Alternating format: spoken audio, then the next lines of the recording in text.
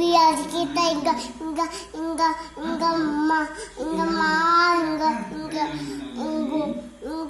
analisa kencang.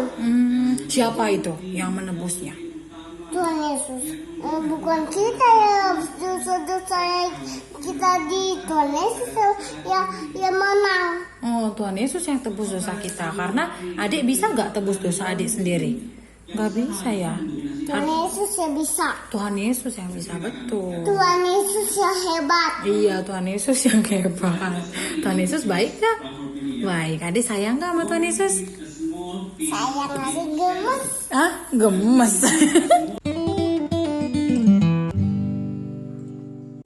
Halo teman-teman, selamat datang kembali di Jalan Bareng Podcast. Ya. Terima kasih untuk teman-teman yang setia mendengarkan. Dan untuk teman-teman yang baru pertama kali, Selamat datang. selamat datang.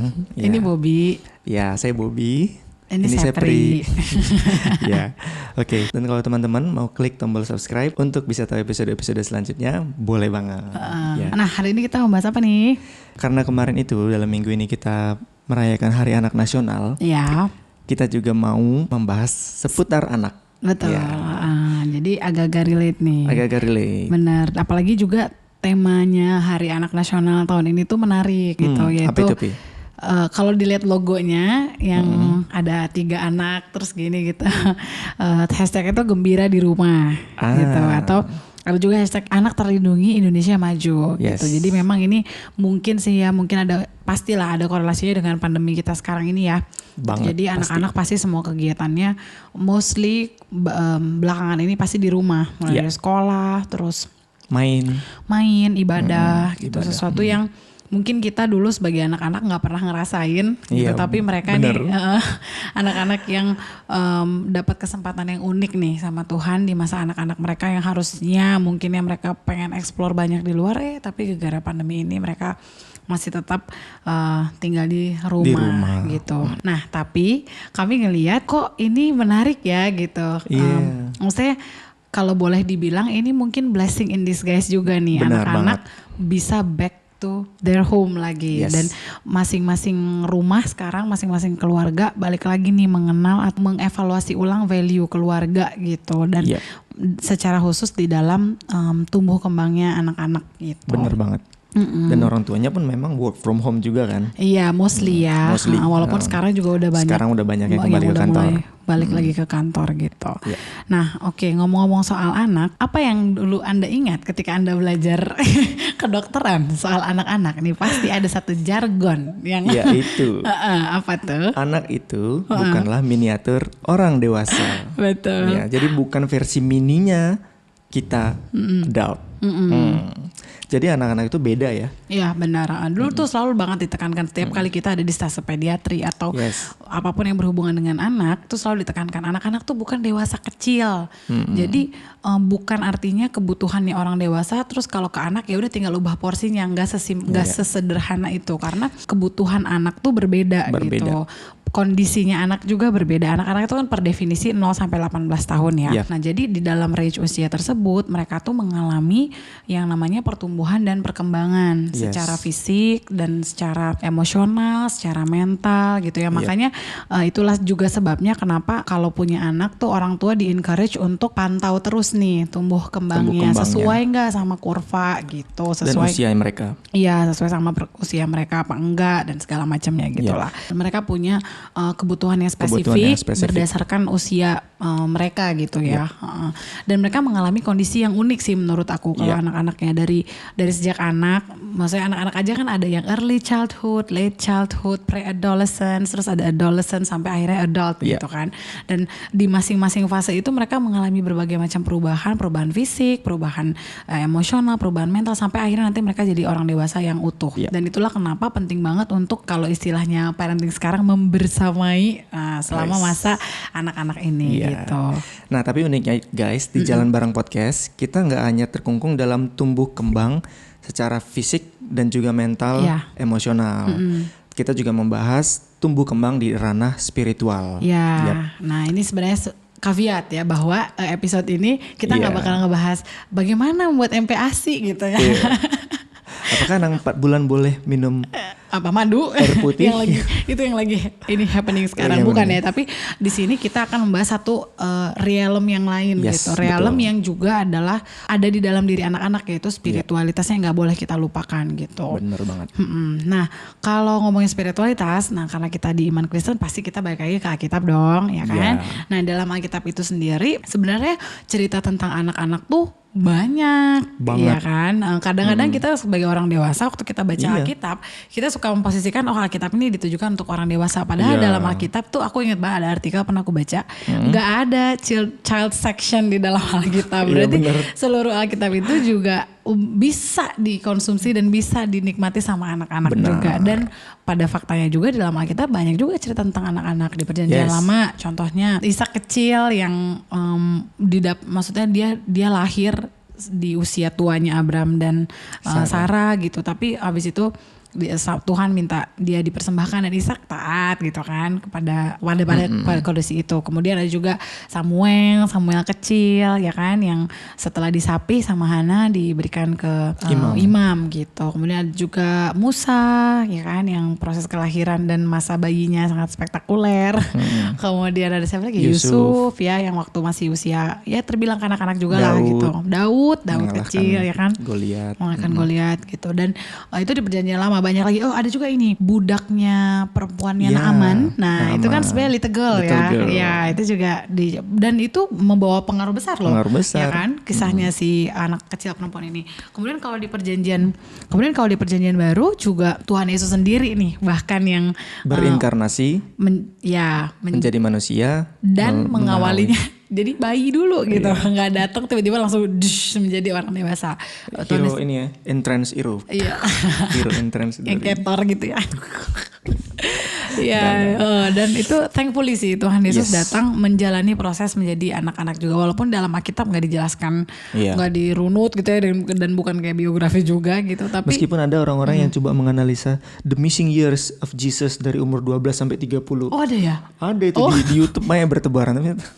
Dari mana sumbernya nggak jelas. Ya, oke. Nah anyway ya gitu. Tuhan Yesus sendiri pun menjalani proses sebagai anak-anak gitu kan. Dan ketika dalam masa pelayanannya pun Tuhan Yesus juga banyak sih, ada beberapa cerita lah yang mungkin kita bisa notice ya, kayak misalnya waktu 5 roti dan 2 ikan itu kan ada. Itu kan sebenarnya bekal makan siang lah ibaratnya kan. Bekal makan siang dari seorang anak laki-laki gitu. Kemudian waktu banyak juga cerita Tuhan Yesus membangkitkan anak. Ya benar, menyembuhkan anak juga kan. Biarkan anak-anak itu datang kepadaku, betul. Kan? Dan banyak banget cerita banyak tentang bapak dan anak yang hilang. Benar, bapak dan anak yang hilang gitu. Dan prodigal son itu.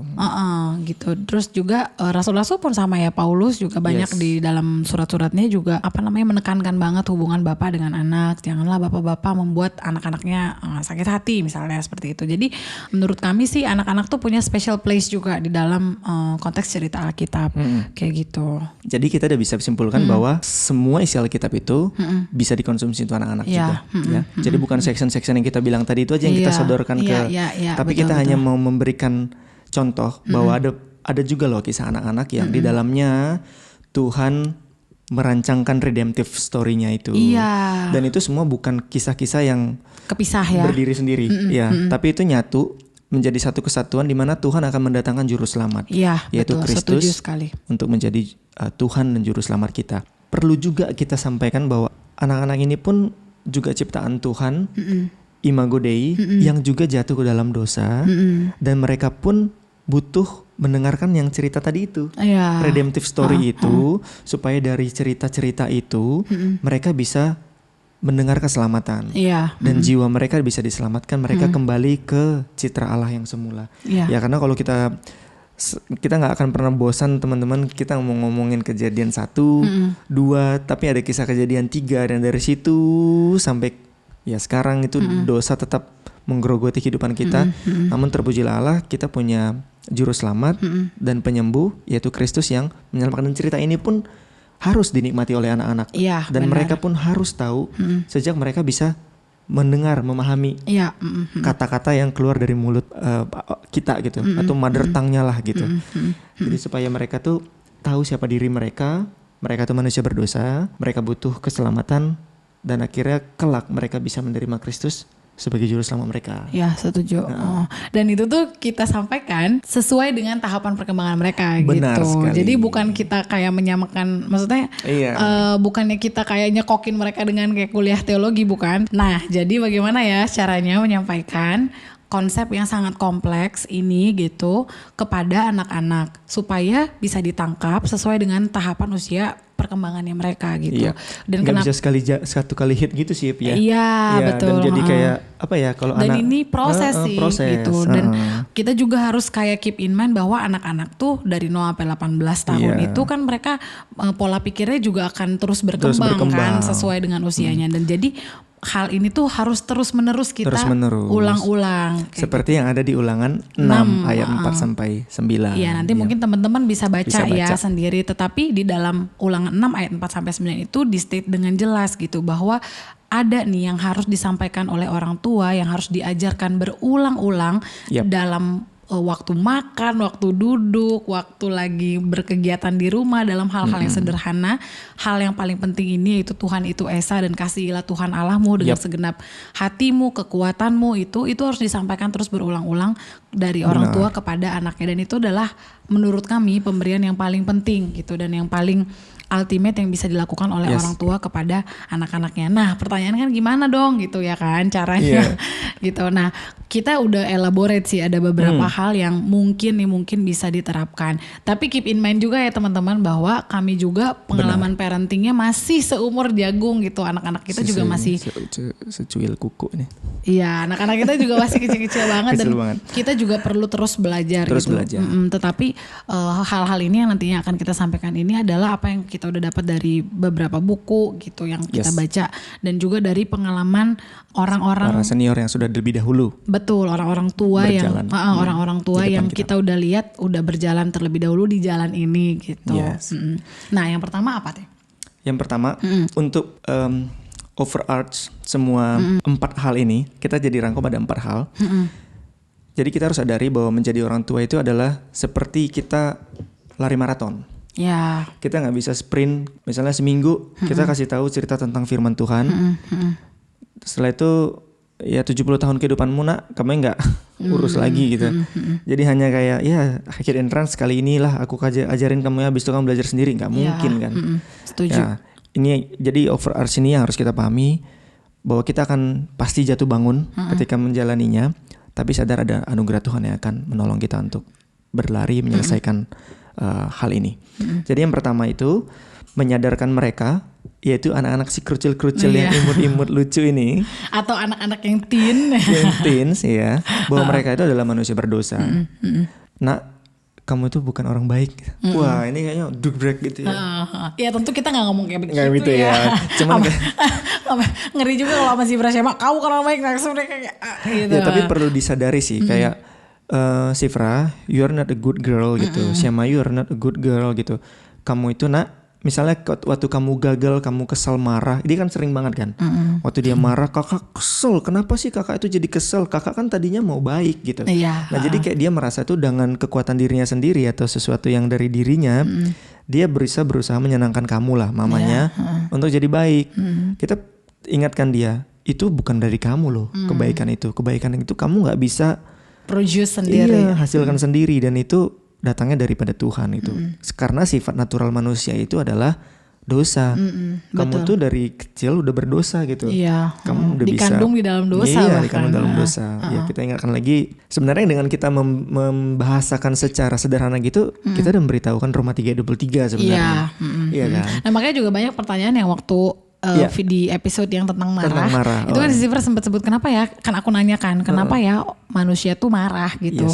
Kenapa sih orang tuh marah? Terus kan dia jawab ya karena orang tuh berdosa gitu. Jadi gak ada satupun yang baik di hadapan Tuhan. Itu sebenarnya gak scripted dan bukan sehari 2 hari sih juga, dan gak langsung juga kita kayak ayo Sifra hafalin Roma 3:23 gak kayak gitu gitu. Tapi berulang-ulang gitu. Benar. Maksudnya ketika mereka berantem misalnya sama saudaranya, ketika mereka misalnya ngeledek, ya kan, atau ketika mereka malas beresin mainan mereka sendiri gitu, ya tentu kita maksud saya koreksi juga perilakunya. Tetapi beyond itu, ya kan yang kayak tadi kamu bilang, kita sampaikan juga realita bahwa kenapa sih kita tuh susah ya untuk disiplin. Kenapa ya kita tuh susah buat taat? Ya karena kita tuh manusia berdosa. Ya, tapi bukan pada aktivitas ya. Kita bukan membatasi dosa itu pada suatu aktivitas, tapi itu natur diri kita yang memang pada dasarnya berdosa. Muncullah keluarannya dari aktivitas. Jadi kita bukan melabel aktivitas A ini dosa, aktivitas B ini bukan dosa, tapi ya natur, teman-teman paham lah maksudnya ya. Nah kemudian waktu kita sudah mengajarkan mereka bahwa diri mereka itu adalah manusia berdosa, kemudian yang kedua adalah? Nah yang kedua adalah kita gak berhenti sampai di kita manusia berdosa gitu. Lalu kita membuat mereka jadi anak-anak yang desperate dengan diri mereka sendiri gitu. Nah tetapi kita ceritain the other side of the story itu. Bahwa Allah tuh juga tahu bahwa kita manusia berdosa. Dan Allah juga tahu persis kita gak bisa menyelesaikan dosa kita. Makanya Ia kirimkan juru selamat gitu, yaitu Kristus Allah sendiri yang menyerahkan dirinya untuk mati di kayu salib, menebus dosa kita, dan gak hanya mati tapi bangkit, membuktikan bahwa Dia Allah. Supaya apa? Supaya manusia itu bebas dari dosa, bebas dari murka Allah juga gitu, dan bisa berelasi dengan Allah. Tentu, nah yang panjang tadi itu bukan aku sampaikan langsung kepada Sira dan Shewa gitu ya. Nah kita deliver ini dengan menggunakan tools gitu yang ada, misalnya lewat buku gitu kan, buku cerita Alkitab gitu, atau lewat lagu-lagu gitu. Nah buku cerita Alkitab yang ini aku bilangnya bukan Alkitab anak-anak ya, tapi buku cerita Alkitab, karena mereka memparafrase sebenarnya ya kan. Kalau Alkitab ya tetap aja Alkitab gitu ya kan. Nah tapi buku cerita Alkitab yang menurut kami sangat baik dalam membahasakan Injil gitu ya. Dalam bahasa anak-anak tuh belakangan ada 2 sih yang kami pakai. Yang satu tuh judulnya Jesus Storybook Bible, sama satu lagi The Biggest Story gitu. Ini yang bukunya. Ini bukunya. Nah ini bukunya, yang ini Jesus Storybook Bible, yang ini The Biggest Story. Nah kita nggak di-endorse oleh 2 buku ini, tapi kita meng-endorse buku ini. Betul. Karena ini baik sekali, bagus banget, sangat gospel center. Nah jadi, gospel centernya ini kadang-kadang banyak pertanyaannya. Apa sih maksudnya gospel centernya? Nah maksudnya tuh gini. Jadi, nah misalnya cerita Yusuf. Kalau misalnya kita baca cerita Yusuf, oh ya Yusuf dia anak yang disayang sama bapaknya, anak yang difavoritin, tapi saudara-saudaranya sebel, habis itu dia dijual ke Mesir. Tapi kemudian di akhir ceritanya kita tahulah seperti apa gitu kan, akhirnya saudara-saudaranya balik datang ke Mesir dan segala macam gitu. Kalau berhenti di situ aja ya udah, itu cerita berdiri sendiri. Nah tetapi di buku ini tuh salah satu buku yang menceritakan si cerita itu tuh dalam konteks big picture-nya. Maksudnya apa ya rencana penyelamatan Allah di dalam cerita ini. Oh ternyata Yusuf tuh dikirim duluan ke Mesir itu untuk memelihara satu bangsa. Satu bangsanya ini bangsa Israel. Nanti dari bangsa Israel ini akan lahir sang juru selamat. Gitu. Jadi tapi di sini tuh diceritain di bahasa ini nanti akan datang loh bertahun-tahun kemudian another prince gitu yang akan datang dari bangsa Israel, dari keturunannya Yakub gitu, yang akan juga mengalami misalnya pengkhianatan oleh teman dekatnya gitu, yang akan disakiti dan segala macam, tetapi dia akan mengampuni dan melalui dia kita akan diselamatkan. Contohnya seperti itu. Jadi dari cerita-cerita di dalam Perjanjian Lama pun anak-anak udah bisa melihat Kristus. Betul, udah bisa picture jelas gitu. Oh, bahwa cerita-cerita di dalam Alkitab ini tuh whisper one name, yaitu Kristus gitu, dan rencana keselamatan di dalam Dia kayak gitu. Jadi ini tuh buku yang sangat menolong banget sih untuk kita orang tua menceritakan konteks cerita tuh dengan tepat menurut aku gitu. Kalau yang kedua ini buku yang The Biggest. Kalau buku yang The Biggest Story ini untuk anak yang lebih besar. Sebenarnya. Kalau yang Jesus Storybook Bible tuh bisa dari anak yang kecil banget sampai yang gede. Kalau ini anaknya udah agak gede lah ya. Ini ceritanya bagaimana si ularnya itu kan ada di depannya gambar kayak gambar ular itu, bahwa dari kisah Kejadian 3 itu Tuhan sudah merencanakan penyelamatan manusia loh. Dan ular itu akan dihancurkan kelak. Ya bahkan sampai Wahyu ceritanya itu kan. Jadi waktu kita ngelihat kisah itu, anak-anak bisa terkagum gitu loh. Kayak aku seneng banget ngelihat ekspresi Sifra dan Sema waktu ngelihat di setiap, kan ini ada nomor-nomornya teman-teman. 1, 2, 3 ada part-partnya. Di setiap part itu ada gambar melingkar-lingkar kayak gini. Melingkar-lingkar ular. Wah ini ularnya yang dikalahkan ya lewat cerita siapa. waktu cerita Kristus datang di kayu salib, ularnya tuh benar-benar kalah, dan akhirnya manusia bisa bergaul kembali bersama dengan Allah gitu. Itu kayak membuat apa ya, perspektif mereka melihat Alkitab ini Yesus ya. Makanya kayak di video di awal tadi, saya tuh kagum banget sama Tuhan Yesus, karena dengan cerita apapun dari perjanjian lama kita selalu refer bahwa itu nanti merujuk kepada Yesus loh. Yesus loh yang baik. Kayak Musa menyelamatkan bangsa Israel dari tanah Mesir, perbudakan. Ada loh yang lebih besar menyelamatkan kita dari perbudakan, yaitu Yesus. Kayak gitu. Jadi kayak mereka, oh iya ya. Jadi Yesus lebih besar dari Musa. Yesus lebih besar dari cerita Daud. Dan Yesus yang paling berharga gitu. Setuju sekali. Dan itu kan maksudnya dalam konteks misalnya cerita kita melihat Kristus di dalam cerita itu. Hal yang lainnya juga adalah membuat mereka tuh relief dari si yang tadi dosa, yang tadi balik lagi poin pertama gitu kan. Kan berbagai cerita dalam Alkitab itu sebenarnya menunjukkan bahwa manusia itu berkali-kali jatuh, berkali-kali lari dari Allah, tapi nggak happy gitu kan. Nah, Allah tahu bahwa manusia tuh nggak bisa happy dengan jalan mereka sendiri. Akhirnya Allah kirimkanlah, akhirnya Allah menyusunlah rencana penyelamatan itu dan menggenapinya gitu. Dan ketika itu disampaikan kepada anak-anak, mereka jadi happy gitu ya kan. Mereka jadi senang bahwa oh ternyata Allah tuh tahu loh aku manusia berdosa, dan dia nggak diem aja gitu. Dan dia care gitu sama kebutuhan terdalamku gitu. Dan jawabannya itu ada di balik lagi Yesus Kristus. Itulah kenapa jadinya tuh membuat pribadi Yesus Kristus tuh leket gitu sama anak-anak gitu. Maksudnya kayak aduh Tuhan Yesus tuh baik ya, Tuhan Yesus tuh agung ya, Tuhan Yesus tuh mulia ya gitu, Tuhan Yesus tuh lembut ya hatinya, cuman Tuhan Yesus ya yang bisa sembuhin kita dan lain sebagainya gitu. Dan itu terus menerus diulang-ulang gitu. Percaya gak teman-teman, kayak cerita Yusuf aja tuh bisa diulang kayak berkali-kali pun tetap membuat ada kekaguman gitu di dalam diri anak-anak ketika kita menceritakan itu, dan diri kita juga sih kayak gitu. Dan kalau teman-teman mau try this at home, teman-teman perhatikan deh wajah anak-anak waktu kita perdengarkan cerita ini. Seneng banget ngeliat wajah mereka yang relief gitu, atau tahu oh ada ya juru selamat gitu. Indah banget sih. Gitu. You should try this at home. Ya kayak gitu. Dan ini tentu nggak terbatas di 2 buku ini aja ya gitu. Banyak lagi lah pasti buku-buku yang lain juga yang Gospel Hunter. Nah, tapi ini mungkin bisa jadi panduan gitu lah. Maksudnya gimana panduan. Ya caranya, gimana ya cari buku yang misalnya baik gitu untuk anak-anak kita. Tadi bisa kita pakai contohnya gitu. Dan kalau misalnya nggak bisa beli buku ini kayak gimana? Ya baca aja Alkitabnya, nggak apa-apa sih menurut aku, ya kan.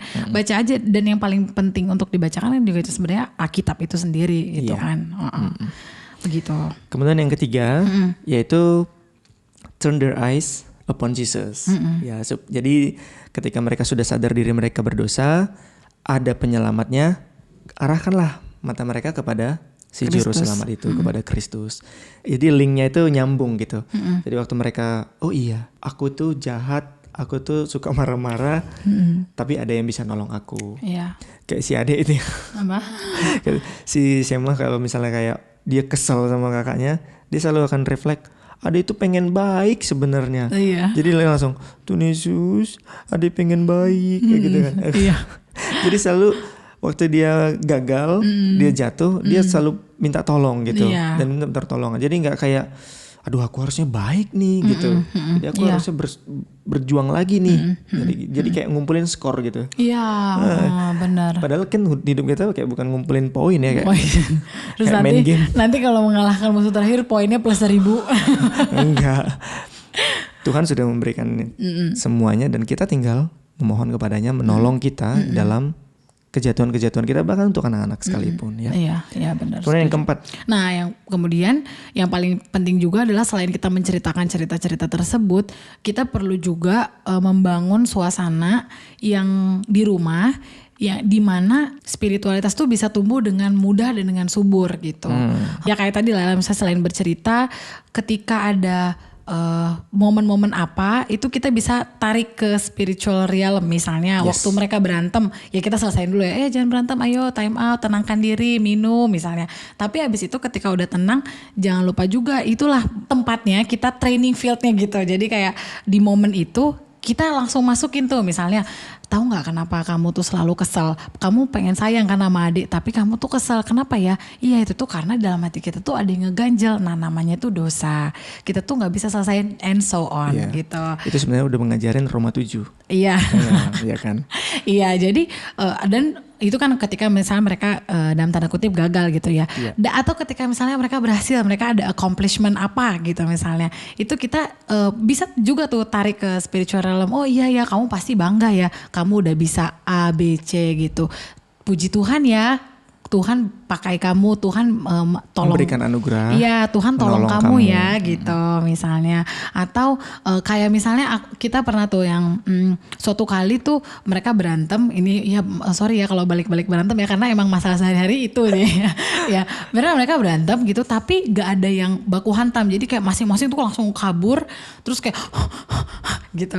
Terus kita pengen memuji dong pasti kan, maksudnya pengen mengapresiasi. Nah, tapi kita bisa tarik lagi tuh ke ranah spiritual bahwa oh mama seneng ngelihat gimana Tuhan ubah hatinya kakak ya. Kakak ingat gak kayak waktu kita bikin clay? Nah itu berarti Tuhan tuh udah membentuk hatinya kakak tuh. Hatinya kakak udah kayak clay, mau dibentuk jadi makin sabar ya sekarang. Nah gitu, jadi mereka bisa melihat bahwa ketika aku berhasil itu bukan karena aku doang. Bukan karena aku, tetapi karena Tuhan yang bekerja di dalam diriku. Dan ketika aku gagal aku bisa turn yang tadi kata Bobby. Aku bisa mengubah pandanganku kepada penyelamatku gitu. Jadi di both way itu bisa gitu loh kita membawa kepada ranah-ranah spiritual. Terus juga misalnya ketika anak-anak belajar ya, misalnya kayak waktu kan belakangan anak-anak lagi suka belajar human body, ya kan. Waktu mereka belajar ada otot, ada tulang, ada apa. Ketika mereka beralih ke tangan itu langsung secara spontan, ih berarti Tuhan Yesus tuh sakit ya waktu dipaku gitu. Iya ya. Pasti sakit itu ya, kita aja dicubit dikit sakit. Tapi kenapa ya kira-kira Tuhan mau ya nahan sakitnya. Nah baru habis itu masuk lagi. Ya karena dia tuh sayang banget sama kita and so on gitu. Jadi menurut aku senatural itu sih. Itu. Jadi kayak ya bener-bener kayak yang di ulangan 6 tadi. Kayak, setiap hari diperkatakan aja terus kayak gitu. Jadi sampai anak-anak itu kayak udah saturated dengan firman Tuhan gitu. Saturated bukan dalam artian sini jenuh ya. Dari dalam istilah lemak gitu ya, saturated fat. Bukan. Aku baru mau itu jadi kayak lemak jenuh. Ya oke. Ataupun sampai ke infection rate-nya jenuh gitu kalau dalam konteks COVID bukan. Tapi tersaturasi sampai segala sesuatu yang hadir dalam hidup mereka itu mereka akan bawa ke dalam faith gitu. Not only by sight tapi by faith gitu. Mereka akan melihat ini ada spiritual realm nih yang sedang aku jalani kayak gitu. Dan itu indah banget sih. Karena itu akan membuat mereka, kalau dikata di Amsal 22 ayat 6 itu, waktu kita melatih orang-orang muda ini jadi di jalannya Tuhan. Jadi mereka waktu sudah besar pun atau menjadi orang yang tua atau sudah dewasa, mereka akan tetap di jalan itu. Ya, mereka nggak menyimpang dari jalan yang udah diajarkan itu ya. Dan aku pikir ya dari usia dini lah kita harus memperkenalkan Kristus. Setuju. Ya gitu. Jadi selain ada tools untuk kita membacakan firman Tuhan, Alkitab, yang tadi 2 buku itu, kita juga punya rekomendasi beberapa buku untuk dalam poin 4 ini tadi ya, menumbuhkan menolong kita sebagai orang tua ya. Menolong kita sebagai orang tua. Kalau tadi kan yang anak-anaknya, ini untuk orang tuanya supaya di rumah itu kita bisa menyuburkan atau menggemburkan lah tanah supaya benih firman waktu ditaburkan di hati mereka bisa kenal Kristus. Ya. Nah, kalau yang pertama tuh yang paling dear to your heart mah. Oh yang paling dear to your atau my heart, jelas dong ini. Reason Motherhood. Ini Reason Motherhood. Ini udah wow, covernya udah jelek banget sampai saking kayak udah sering banget dibuka tutup ini buku gitu. Nah tapi anyway isi buku ini tuh sangat gospel center sih, seperti pelayanannya dan juga seperti podcastnya gitu. Dan di buku ini tuh terus menerus sih, dan gak hanya dalam hal konteks parenting ya, dalam hal marriage, dalam hal hubungan kita dengan sesama ibu-ibu yang lain, orang tua yang lain di gereja dan lain sebagainya. Selalu di poin ke Kristus gitu dan gospel gitu. Dan ini buku buat ibu-ibu atau bapak-bapak juga boleh baca ini gitu. Kalau terus aku bapak ini Paul David Trier yang kamu juga suka ya. Ini juga buku yang kami bahas di KTB kami. Dan ini menggambarkan banget sih kondisi hati kita sebagai orang tua yang berdosa. Bagaimana mendidik anak yang juga berdosa? Wah nggak bisa. Kalau pakai insting manusia kacau. Sehingga tipsnya 14 prinsip Injil ini bijak menjadi orang tua itu ya selalu turn our eyes upon Jesus ya. Iya, ini injili banget sih. Injili Jadi kayak banget. bener-bener kita orang tua berdosa mau mencoba parent anak-anak yang berdosa, gimana ya caranya? Ya emang butuh Minta kebenaran. tolong Kristus. Iya, kasih karunia Injil, kasih karunia Allah gitu. Nah kemudian berikutnya ini bukunya tipis, aku belinya bareng sama Risen Baru. Dulu ini judulnya itu 5 Things to Pray for Your Kids. Yang tulis tuh Melissa Kruger. Ini bukunya tuh kayak buklet sebenarnya. Kalau mau enrich hal apa yang mau kita doakan di dalam diri anak-anak kita gitu ya. Karena kalau aku pribadi tuh dulu suka mentok gitu, cuma jadikanlah mereka anak yang sehat Tuhan, anak yang pintar. Bukan berarti itu salah ya, cuman aku kayak kalau yang mau memperkaya kehidupan doa, particularly dalam mendoakan anak, aku rekomen buku ini. Nah karena di dalamnya itu berdoanya tuh dari firman Allah. Ya, pray by words ya. Iya, jadi misalnya berdoa untuk keselamatan anak tuh berdasarkan Efesus 2 gitu. Jadi terus berdoa tentang Allah yang menjaga tuh dari Mazmur 121. Iya, terus berdoa tentang karakter dari Galatia yang buah roh gitu. Jadi berdoanya dari firman Allah gitu. Ini bisa menolong sih juga gitu. Sama yang ini baru sih, baru datang dari baru datang setelah beberapa lama, dan aku juga baru baca beberapa bab, tapi ini bagus banget. Judulnya The Mission Minded Child, yang tulis tuh Ibu Ann Dunagan. Nah, di dalamnya ini ada prinsip-prinsip dan juga langkah-langkah praktis. Terus yang aku seneng tuh ada juga biografi mini dari misionaris gitu. Jadi membuat anak-anak tuh terpapar juga nih sama dunia misi sejak mereka kecil. Dan yang aku seneng juga ini tuh tidak menyempitkan. Misi itu harus ke rural, ke daerah terpencil yang tidak pernah ada masuk Injil sama sekali. Iya betul, itu disampaikan itu sebagai salah satu part, betul. Salah satu part. Jadi bahkan ketika si anak atau kita pun mengambil jalur profesional gitu, misalnya kamu tetap bisa loh jadi punya orang yang mission minded. Betul, jadi seorang yang mission minded di dalam pekerjaanmu itu gitu. Dan itu gak datang muncul tiba-tiba ketika orangnya udah besar gitu, dan itu bisa di nurture sejak anak-anak kecil. Dan buku ini banyak banget kasih langkah-langkah praktisnya gitu. Dan sebenarnya banyak banget sih buku-buku yang lain. Ini tuh karena keterbatasan kami yang baru baca segini buku. Baru cuma 4 ini. Iya gitu, segini buku yang kami pikir sangat helpful sejauh ini gitu. Mungkin teman-teman kalau yang ada punya rekomendasi boleh. Ya tuliskan di bawah. Oh ya, selain buku juga menurutku yang penting tuh adalah musik sih. Iya. Ini juga pernah kita bahas di episode musik ya. Musik bagi jiwa. Ya, di musik bagi jiwa. Itu untuk anak-anak juga musik, mendengarkan Christian good Christian music. Ya, itu juga salah satu faktor yang penting. Gospel center. Ya, salah satu faktor penting juga menjadi prediktor. Ngomong-ngomong faktor prediktor, tadi aku sharing sama Bobby, ada tuh satu penelitian yang dikerjakan sama Lifeway di tahun 2017 di Amerika sih. Mereka tuh mensurvei faktor-faktor prediktor apa di dalam parenting yang kemudian menentukan seorang anak tuh nanti ketika besar tuh spiritual health-nya kayak gimana. Nah ternyata dari berdasarkan survei itu kepada 2.000 anak gitu, 2.000 teen gitu. Nah waktu di retrospektif gimana parenting methodnya, ternyata dari anak-anak yang pada akhirnya komit di gereja itu dulunya ada 4 faktor penting nih yang orang tuanya lakukan. Yang pertama tuh orang tuanya membacakan Alkitab setiap hari, berdoa, melakukan pelayanan di komunitas Kristen, dan yang terakhir itu sing atau listen to Christian music gitu regularly. Jadi bukan faktor yang pentingnya tuh bukan di camp, menghadiri camp sebanyak-banyaknya atau KKR. Iya, atau KKR atau mengikuti project apa gitu, bukan. Tetapi meskipun itu penting ya. Iya, meskipun itu penting juga. Cuman yang tadi itu long run itu yang penting. For the long run ternyata hal-hal sesimpel membaca Alkitab bersama-sama, berdoa, ikut ke gereja, melayani di gereja, habis itu bernyanyi dan mendengarkan lagu-lagu Kristen yang baik, itu ternyata menjadi prediktor yang penting gitu dalam menentukan nantinya tuh spiritualitas si anak ini tuh kayak gimana. Nah, tapi tentu sekali lagi nih ya, segala sesuatu dalam iman Kristen adalah anugerah. Ya kan, perfect parenting pun tidak akan bisa menyelamatkan anak-anak kita kan. Karena balik lagi kayak di Efesus sih, kita kan diselamatkan itu by grace through faith kan gitu. Jadi bukan karena usaha orang tuanya, bukan juga karena usaha anaknya, tetapi hanya karena anugerah dari Allah semata. Betul. Tetapi orang tua yang kami percaya sih, orang tua yang intentionally gitu bekerja, maksudnya berjuang secara setia, tekun, menginjek tadi nilai-nilai spiritualitas yang baik, itu pasti Tuhan akan sertai sih gitu. Dan Tuhan akan berkati dalam nanti hasilnya si anak kita itu, kita berdoa dia akan berjalan bersama Tuhan di masa hidupnya sampai di akhir hidupnya. Menjadi gitu. murid Kristus. Iya, menjadi murid Kristus gitu.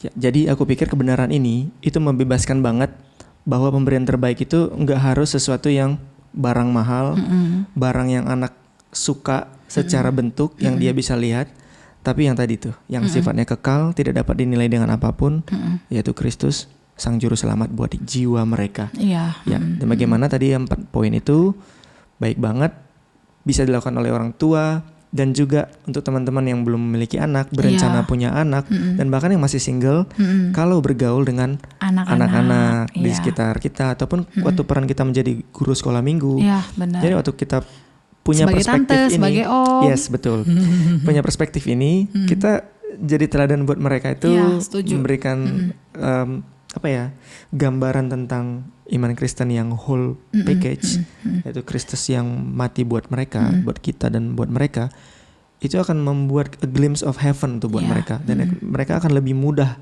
kelak waktu di usia mereka dewasa untuk mengenal Kristus dan percaya kepada Dia sebagai juru selamat pribadi mereka. Iya, kayak ada pepatah bilang ya, it takes a village to raise a child gitu. Jadi bukan hanya orang tuanya. Kami berdoa sih semoga anak-anak Indonesia gitu ya, anak-anak dikelilingi oleh orang-orang dewasa yang mengerti betul gitu bagaimana menjadi teladan untuk anak-anak ini, dan dalam konteks spiritual Kristen yang tadi itu benar-benar berusaha untuk memperkenalkan Kristus kepada anak-anak yang mereka temui dalam kehidupan kita lah gitu sehari-hari. Iya.